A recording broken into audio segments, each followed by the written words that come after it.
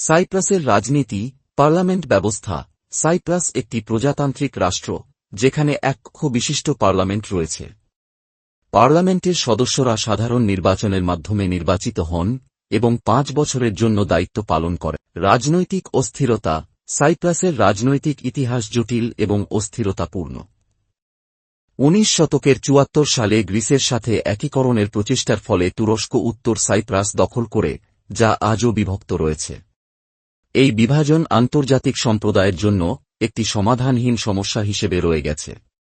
বর্তমান শাসক ও তার সফলতা। বর্তমান প্রেসিডেন্ট নিকোস আনাস্তাসিয়াদেস, যিনি 2013 সালে প্রথমবার নির্বাচিত হন এবং 2018 সালে পুনর্নির্বাচিত হন।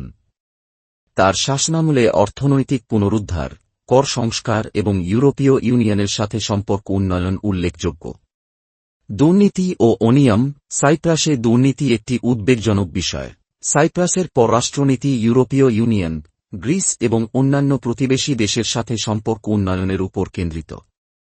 তবে তুরস্কের সাথে সম্পর্ক জটিল, বিশেষ করে উত্তর সাইপ্রাসের বিষয়টি নিয়ে।